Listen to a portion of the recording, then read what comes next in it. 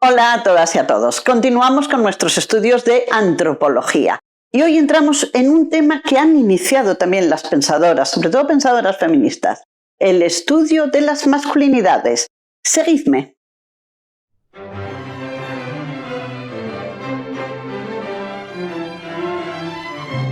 Estamos en el bloque de antropología. Nos hemos encontrado con unos temas muy interesantes. Hemos encontrado autoras hablando del cuerpo situado de la mujer, de las corazas que se le imponen.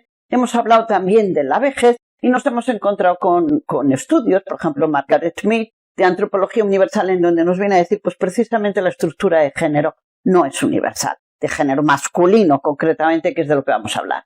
Entonces, hoy nos vamos a enfrentar a nuevas masculinidades. ¿Sí? Nuevas masculinidades que en un principio han sido tratadas por autoras. Veamos aquí, tenemos ya muchas referencias. Tenemos obra escrita tratando el tema de las nuevas masculinidades. Tenemos ya documentales, estoy pensando por ejemplo en Clonar a un hombre. Tenemos observatorios de masculinidad. Tenemos algún congreso también de masculinidad y sobre todo tenemos dos cosas para mí muy importantes: proyectos educativos y talleres para ir detectando dónde se encuentran sobre todo las masculinidades hegemónicas. Por lo tanto, vemos que tenemos la teoría y tenemos la praxis, es decir, se está jugando a todos los niveles de estudio que hay que tratar. Pero, ¿dónde surge el tema? ¿Cuándo surge el tema? Bueno, lo que lo provoca es el deseo de mayor igualdad, que tanto se da en varones como se da en mujeres. Entonces, hay muchos varones que no quieren continuar con esa idea de una masculinidad hegemónica y que se impone violentamente. Pero si pudiéramos poner un punto de apoyo de estos estudios, yo cogería a Simone de Beauvoir. Esa frase de Simone de Beauvoir, no se nace mujer, se llega a ser, que nos viene a decir que la estructura femenina, el género femenino, es un género construido históricamente, exige un punto de referencia, y el punto de referencia también es el del varón. No se nace varón, se llega a ser. Bueno, más bien, no se nace hombre, se llega a ser, porque ahí tenemos dos constructos. Ese es un punto de referencia muy importante. ¿Qué significa? Que los géneros están construidos, pero no están construidos en condiciones de igualdad. Veamos. A la mujer se la ha identificado con la estructura emocional, con los cuidados, con la vida privada. Y al hombre, con la vida pública, con la vida cultural, con el lugar de las decisiones políticas. Tenemos una estructura muy binaria, pero cuidado, también jerarquizada. Es decir, al hombre coge los registros de la autonomía y de la independencia y la mujer le han tocado los registros de la dependencia. Por eso Simone de Beauvoir escribió el libro El segundo sexo. Pero ¿dónde recibe el varón todas esas construcciones masculinas? En todos los sitios, en la literatura, en la publicidad, en el cine, en la vestimenta, en la educación. Por todos los lados están recibiendo las estructuras y las construcciones sociales de la masculinidad. Tenemos que observar que hay aspectos que para una estructura masculina tienen que ser irrenunciables. El varón tiene que ser valiente, guerrero, aventurero, actuar siempre de forma autónoma, de forma independiente, tener éxito. Pero sobre todo una cosa, no parecerse nunca a una mujer. A la masculinidad le es prohibida la feminidad. ¿Dónde podemos encontrar esto? ¿Quién nos lo estudia? Bueno, muchas autoras y muchos autores. Veamos alguno. Por ejemplo, en educación, a los niños no se les permite ir vestidos de rosas. Los bebés, las niñas, ya están muchas vestidas de azul. Pero ¿y los niños de rosa? No, hay que tener mucho cuidado en no feminizarlos. Los varones adultos, el traje es un lenguaje. La mujer ha entrado en el traje masculino, llevamos pantalones. El hombre no ha entrado en el traje femenino. El hombre no ha puesto falda. El hombre no ha puesto minifalda. Y el varón público menos todavía, el traje, la corbata, porque cuidado, no se puede feminizar al masculino. corren peligro las estructuras familiares, económicas, sociales, etc. Ese es el mayor peligro que se observa en la masculinidad hegemónica, que no se feminice.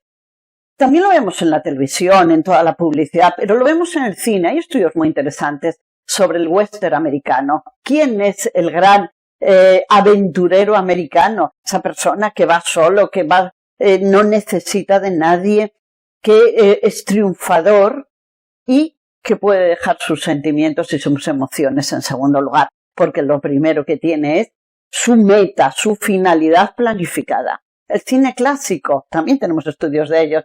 Imaginemos Casablanca, como Humphrey Bogart al final deja sus emociones en favor de ese criterio racional o ese criterio moral o esa decisión que le lleva a abandonar, a renunciar a su emocionalidad, porque ese es otro criterio de la masculinidad, la renuncia a la emocionalidad.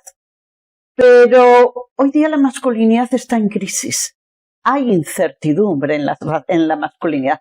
¿Por qué motivo? Vamos a ver unos cuantos. En primer lugar, por los estudios feministas. Los estudios feministas han sacado a la luz lo que han recogido las filósofas a lo largo de la historia de su relación con los varones. Cojamos algún ejemplo. Recordemos, por ejemplo, a Hiparquia. A Hiparquia, cuando Teodoro la despojó de sus vestidos para ponerla en evidencia. Y sin embargo ella siguió con el derecho a la palabra. No renunció a la palabra. Pero ahí tenemos una violencia. Pasemos por la Edad Media o pasemos por el cristianismo. Mejor, San Pablo, cuando nos dice el varón no está para depender de la mujer, sino la mujer para servir al varón. Lleguemos, por poner un ejemplo, Cristina de Pizan en el Renacimiento dice, pero ¿cómo hay tanta coincidencia, tantos poetas, tantos escritores, tantos filósofos, mostrando que la mujer por esencia no tiene valor? ¿Cómo hay tanta unanimidad? Ya vemos que está la sospecha. Olimpia de Gouges ya no habla de la sospecha. Olimpia de Gouges dice, mujeres, hijas, hermanas, queremos formar parte de la Asamblea Nacional. Necesitamos los derechos de ciudadana. Y Mary Wollstonecraft llega a acusar de tiranía a cualquier constitución o a cualquier varón que la firme si las mujeres sin tener el derecho a la palabra. Bueno, pero vayamos más adelante, la edad contemporánea. Vamos a suponer Flora Tristán. Flora Tristán claramente nos dice el legislador, el filósofo, el sacerdote no valoran a la mujer. Le dicen que no tiene valor para el pensamiento, para la lógica, para la racionalidad. Y ya no sigo más, pero recuerdo a Clara Zetkin cuando en sus conversaciones con Lenin seguía insistiendo en que las mujeres echaban de menos debates que les afectaban directamente y eran los acosos y las violencias que sentían por parte de los varones, a los que Lenin dijo, pues tendremos que educar también a los varones.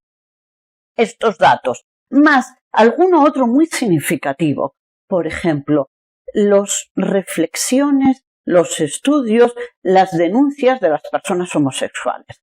Las personas homosexuales, los hombres homosexuales, sí se han enfrentado a la masculinidad.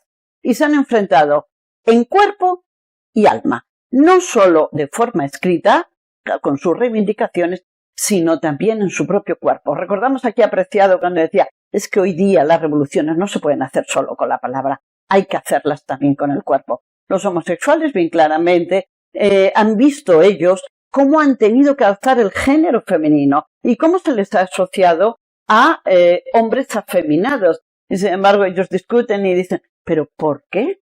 ¿Por qué se nos da ese espacio? Y de hecho, pues muchos de ellos adoptan el espacio contrario. Vamos a convertirnos en unos superhombres o en unos supermachos. Y la filosofía con los homosexuales, lo mismo. No siempre están acogidos a ese papel afeminado, ni infravalorado, que es lo que implica ser afeminado, por las referencias con las mujeres. Platón los considera en el banquete y Aristófanes considera que son personas muy aptas para el gobierno y para la comunidad. Por lo tanto, hay muchos relatos que ya van considerando que esa masculinidad hegemónica entra en crisis. Bueno, pues ahora hemos llegado. ¿Y qué alternativas hay hoy? Hoy, aparte de todos los relatos y todas las obras escritas que hay, se están creando talleres, por ejemplo. Se están creando talleres con hombres que luchan por la igualdad. y que no quieren seguir formando parte de una injusticia, que están comprometidos. Muchos los vimos en las manifestaciones del 8 de marzo, alguna muy significativa. No había simplemente mujeres, no había simplemente hombres de una edad concreta, sino que había de jóvenes a adultos totalmente, a mayores, porque no querían seguir participando de esa desigualdad, de esa violencia y de esa discriminación. Bueno, pues muchos de ellos están en talleres y están haciendo estudios de conocimiento de uno mismo, que es con lo primero que hay que empezar, porque no hay tantos estudios a lo largo de la historia de la filosofía sobre lo que significa ser varón, porque se ha considerado siempre el neutro o se ha considerado siempre el universal. Entonces ahora cuando buscamos lo específico hay que empezar desde la base. Entonces muchos varones están intentando entrar en su yo, en su educación, en sus experiencias, para ver qué micromachismos todavía mantienen y cómo podría haber otras alternativas. También hay proyectos educativos que se están haciendo con gente joven, sobre todo porque una de las raíces está ahí en el sentido de educación emocional. Al varón se le ha dicho que autocontrole su propia emocionalidad. Esto ha llevado a muchos desastres en muchos sentidos. Pero no bastan solo las personas, aunque ya hay talleres de masculinidades, y hablo en plural porque no hay un solo modelo de masculinidad, sino que también tenemos que ir a las instituciones. Entonces, por ejemplo, ya hay estudios que me parecen muy representativos, con lo que voy a acabar, de psicología y psiquiatría. Las mujeres son las que más usan o usamos los centros de salud mental. Los hombres muy poco. ¿Eso qué significa? Por un lado, que el comportamiento masculino se ha considerado la normalidad, el comportamiento femenino la anormalidad.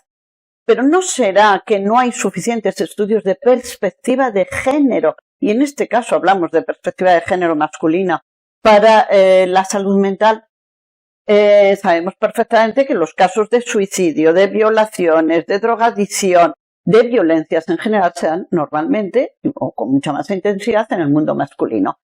¿Qué psicología, qué problemas, qué malestares, qué enfermedades hay detrás de todo ello? Porque sí, el delito existe, se reconoce, pero ¿y el problema de salud mental que hay detrás? ¿Cómo se manifiestan las depresiones en los varones? Pues no tienen los mismos síntomas que en las mujeres.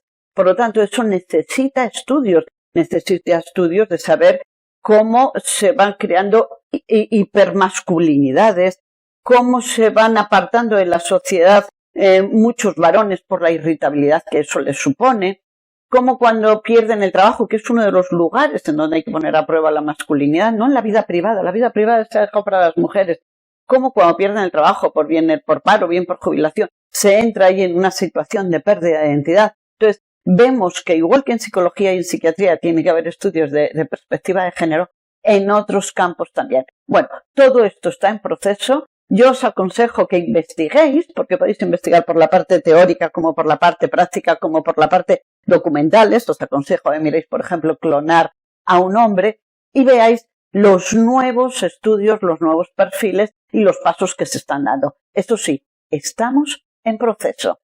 Espero que os haya interesado. Hasta pronto.